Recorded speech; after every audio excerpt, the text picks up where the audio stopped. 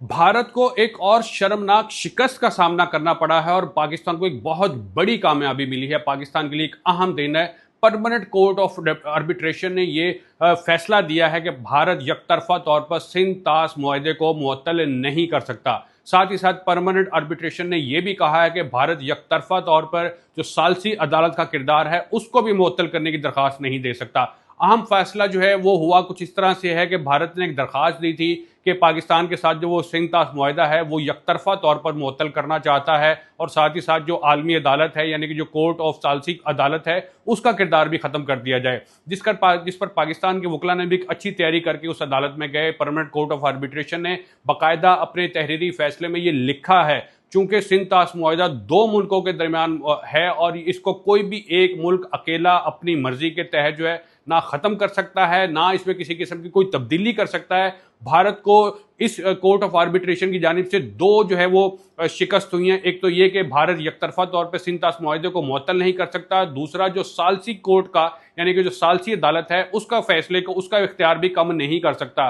International जो arbitration है उसने ये वाज़ेह तौर पर लिखा है कि जो सालसी अदालत का काम है वो दोनों मुल्कों के दरमियान अगर कोई मसला ऐसा आ जाता है जिसपे दोनों फ्री कैन जो है वो साथ नहीं बैठ सकते तो सालसी अदालत जो है खासतौर पे आलमी बैंक जो है वो इसमें रोल प्ले करेगा, सालसी अदालत का किरदार अदा करेगा। आलमी बैंक ने ही पाकिस्तान के और इंडिया के दरमियान 1960 में सिंध ताश मुआहदा कराया था, जिस वक्त उस वक्त के जो है पाकिस्तान के सदर जो हैं अयूब खान के ऊपर दस्तखत किए थे। कराची में ये मुआहदा हुआ था सिंध ताश का। इस मुआहदे के ऊपर पहुंचने के लिए दोनों मुल्कों को कमोबेश 9 साल लगे थे, जिसके बाद जो है 3 मगरबी दरियाओं का जो पानी है वो पाकिस्तान को मिला था और इसी तरह 3 दरियाओं का जो पानी है वो इंडिया को मिला था।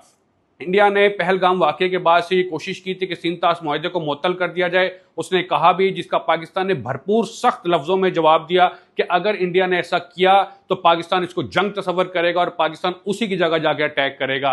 इसके बावजूद भारत ने कोशिश की, जो है परमानेंट कोर्ट ऑफ आर्बिट्रेशन में गए परमानेंट जो मेंबर्स थे उन्होंने वाज़ेह तौर पे क्लियर कर दिया कि भारत ऐसा नहीं कर सकता, जिसके बायस पूरे भारत को सुबकी का सामना है। मोदी के लिए एक बड़ी शिकस्त है जबकि पाकिस्तान के लिए एक बहुत बड़ी फतह है, बहुत बड़ी ये पाकिस्तान के लिए एक दिन है। वज़ीर-ए-आज़म शहबाज शरीफ की टीम के लिए खासतौर पे मुबारक हो, और जो आसिम मुनीर साहब हैं फील्ड मार्शल, उन्होंने जिस तरह से इसमें सारे में रोल प्ले किया टीम की तैयारी में, ये एक बहुत बड़ा दिन है पाकिस्तान के लिए, एक फतह का दिन है और भारत के लिए डूब मरने का दिन है।